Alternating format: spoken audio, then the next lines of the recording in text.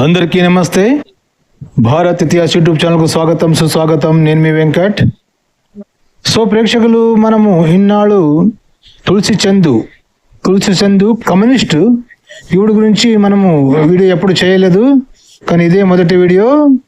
So అక్క మళ్ళా ఈవిడ చేసిన వీడియోకి మన కొత్త యూట్యూబర్ అని తమ్ముడు కౌంట్ ఇచ్చినందుకు, ట్రోల్ చేసినందుకు ఎస్పీ ఆఫీస్కి వెళ్ళి పోలీస్ కంప్లైంట్ ఇచ్చిందనమాట. సో అక్కకి తెలియదు, రాజ్యాంగం తెలిసి కూడా తప్పు చేస్తుంది అనమాట. సో చూద్దాం ఈవిడ ఎంతమంది నోళ్ళు మూస్తుంది. ఈరోజు ఆ తమ్ముడు మొన్న ఒకసారి మన రామబాణం గురించి కంప్లైంట్ చేసింది. మళ్ళీ ఈవిడ ఏం చేయగలదు చూద్దాము. కానీ ఇప్పుడు ట్రోల్స్ మాత్రం పెరుగుతూ తులసి చంద్ గారు వాళ్ళు మీరు గుర్తుపెట్టుకోండి. సరే, వాళ్ళు ట్రోల్ చేశారు కాబట్టి నీవు కంప్లైంట్ చేసావు కదా. సో ఈ వీడియోలో నేను నిన్ను క్వశ్చన్ అడుగుతాను, కొన్ని నువ్వు చెప్పిన మాటలు పెట్టి. సో ఆ క్వశ్చన్కి నువ్వు సమాధానం చెప్తావో లేదో చూస్తాను. ఏమంటారు ప్రేక్షకులు? మీరు కూడా ఆలోచించండి. ఈవిడ ఎజెండా ఏంటంటే అంబేద్కరిస్టుల్ని రెచ్చగొట్టి మళ్ళా బ్రాహ్మణుల మీద విషం నింపాలన్నదే ఈ వీడియో ఎజెండా ఈవిడది. ఓకేనా సార్ ప్రేక్షకులు? మీరు చూస్తుండండి, వినండి ఆవిడ మాటలు. నేను ఎక్కడ ఏం చెప్తానో వినికేసి మీ అభిప్రాయాన్ని కామెంట్లు తెలియజేయండి, సరేనా? తులసి చందు వచ్చాయి. మిగతా మతాలన్నీ దేవుడు, ఆత్మలు, స్వర్గాలు, నరకాలు గురించి చెప్తే బౌద్ధం మాత్రం జ్ఞానం గురించి చెప్తుంది. మూఢనమ్మకాలు, దేవుడు, దయ్యము, అతీత శక్తుల్ని బౌద్ధం ఖండిస్తుంది. తులసి చందు మిగతా మతాలన్నీ స్వర్గ నరకాలు మూడవ విశ్వాసాలను చూపిస్తుంటే బౌద్ధం మాత్రం జ్ఞానం సమానత్వం చూపిస్తని చెప్తున్నావు కదా. జ్ఞానం అంటే ఏం జ్ఞానం గురించి చెప్పింది బౌద్ధిజం? చెప్పాలి కదా. జ్ఞానం అంటే ఏంటి, ఏ జ్ఞానం గురించి చెప్పింది బుద్ధుడు? కొంచెం వివరించి చెప్తావా తులసి చందు? ముందునండి. దయా, కరుణ, స్వేచ్ఛ, సమానత్వాన్ని బుద్ధిజం బోధిస్తుంది. తులసి చందు నోటికొచ్చింది వాగకూడదు కదా, నోటికొచ్చింది చెప్పకూడదు కదా. బుద్ధిజం దయ, కరుణ, సమానత్వాన్ని బోధిస్తుంది అని చెప్పావు కదా. దయ ఎందుకోసం బోధిస్తుంది? దయ అంటే ఏంటి? ఇంకొకరి మీద దయ చూపాల్సిన అవసరం ఏంటి? దయ అనేప్పుడు ఎవరో మీద దయ చూపించాలి కదా. నువ్వు ఇంకొకరి మీద దయ చూపాల్సిన అవసరం ఏంటి? అది ఏ రకంగా ఏ విధంగా దయ చూపిస్తావు? కరుణ అంటావు, కరుణ ఏ విధంగా కరుణ చూపిస్తావు? ఎవరి మీద కరుణ చూపిస్తావు? అదన్నీ వివరించి చెప్పాలి కదా. బుద్ధుడు ఎవరెవరి మీద కరుణ చూపించాడు, ఎవరెవరి మీద దయ చూపించాడు? దయ అంటే ఏంటి?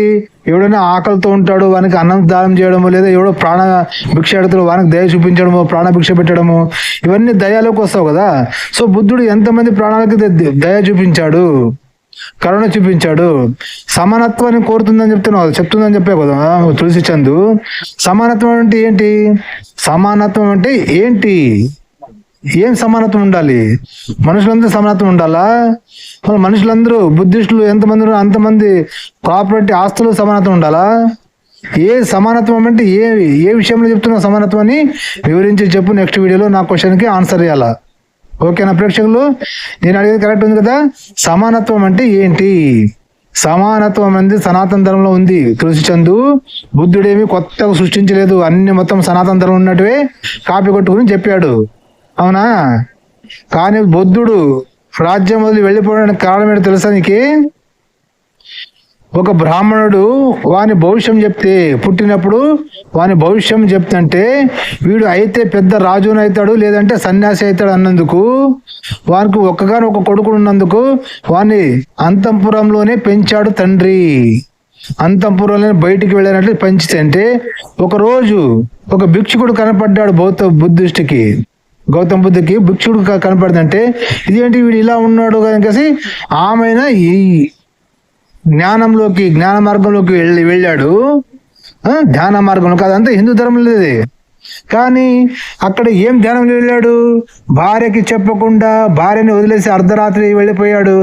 అదే పని భార్య చేసింటే దాన్ని ఎవరు ఖండించరు. అది తప్పు కదా. ముమ్మాటికి గౌతమ బుద్ధుడు చేసింది భార్యకి చెప్పికేసిపోవాలి కదా. భార్యకి చెప్పకుండా వెళ్ళిపోయిస్తే మన భార్య పరిస్థితి ఏంటి?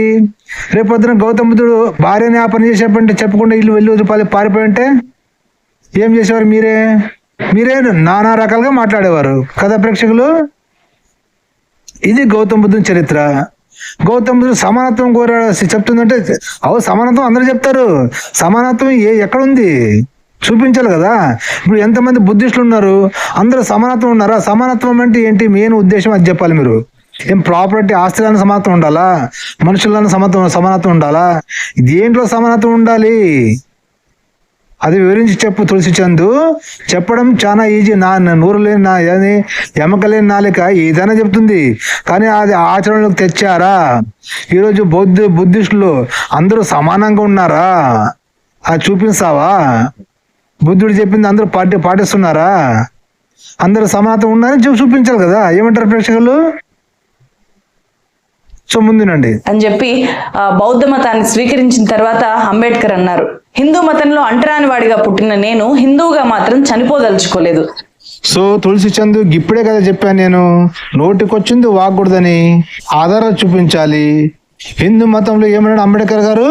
హిందూ మతంలో అంటరాని వాడిగా పుట్టాను కాబట్టి హిందూ మతంలో చచ్చిపోను అన్నాడా? ఎక్కడ ఉంది తులసి చందు? అంబేద్కర్ చూపిస్తారా, మళ్ళీ నువ్వు చూపిస్తావా? హిందూ మతంలో అంటరానివాడు అని ఏ గ్రంథంలో ఉంది? హిందూ సనాతన గ్రంథంలో ఏ గ్రంథంలో ఉంది అంటరానివాడు అని చూపిస్తావా? నోటికొచ్చింది ఎమకలేని నాలిక కలిసి నోటికొచ్చింది వాగకూడదు కదా. నీవు అన్ని గ్రంథాలు చదవాలి, హిందూ గ్రంథాలు చదవాలి. హిందూ గ్రంథాలు చదివిన తర్వాత ఈ గ్రంథంలో హిందూ మతంలో హిందూ ధర్మంలో ఇదిగో అంటరానివాడు అని ఉంది అని చూపించాలి. నువ్వు నోటికొచ్చింది వాగకూడదు కదా. ఎవడో మనుషులు చేసిన తప్పుని ధర్మానికి గ్రంథానికి అంటకట్టకూడదు కదా, ఆధారాలు చూపించాలి కదా. ఏమంటారు ప్రేక్షకులు? అంబేద్కర్ గారు అది కూడా చెప్పారు, ఏమి దళితులకి ముస్లిం క్రిస్టియన్ అనేది పరదేశ మతాలు, చచ్చిన ఆ మతాల్లోకి వెళ్ళకండి.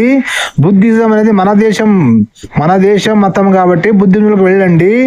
ఆ ఇతర దేశాల మతాల్లోకి వెళితే జాతీయత పోతుంది, దేశభక్తి పోతుంది మీకు అని చెప్పాడు. దాని గురించి చెప్పవా? మళ్ళీ నువ్వు ఏది ఆచరిస్తున్నావు? ఏ మతం ఆచరిస్తున్నావు? బుద్ధిస్టా, హిందూయిజమా, క్రిస్టియనా, ముస్లిమా? నీది ఏ మతం చెప్పాలి కదా ప్రజలకి. నువ్వేమి చైనా వాడు మతాన్ని అనుసరిస్తున్నావు, అది కూడా దేశ జాతీయతని పొగొడుతుంది. జాతీయత ఉండదు, దేశభక్తి ఉండదు వాళ్ళకి. ఎందుకంటే చైనా కుక్కలు కదా, కమ్యూనిస్ట్ అనేవాళ్ళు చైనా కుక్కలు, చైనా బిస్కెట్లు తిని బ్రతికేవాళ్ళు. అడవిలో అన్నలకి కమ్యూనిస్టులకి బందూకులు పిస్తులకు సప్లై చేసే ఒక సప్లయర్స్ వాడు జింగ్పింగ్ గాడు, చైనా దేశం. ఏమంటారు ప్రేక్షకులు? సో ఇది వీడి స్ట్రాటజీ. సో ప్రేక్షకులు ఈవిడ ఒక 20 నిమిషాలు వీడియో చేసింది. సో ఇది ఒక్క వీడియోలోనే అన్ని కౌంటర్ ఇవ్వడం కాదు కాబట్టి, ప్రశ్న అడగడం కాదు కాబట్టి, సో ఒక 4-5 వీడియోలుగా ఈవిడకి ప్రశ్నలు అడుగుతాను నేను. వీడియోలు చూస్తుండండి. మరి మీరేమంటారు ఈ వీడియో గురించి? మీ అభిప్రాయాన్ని కామెంట్ రూపంలో తెలియజేయండి. చూస్తుండండి భారత్ ఇతిహాస్ యూట్యూబ్ ఛానల్. మీ వెంకట్. జై హింద్, వందే మాతరం, భారత్ మాతా కీ జై.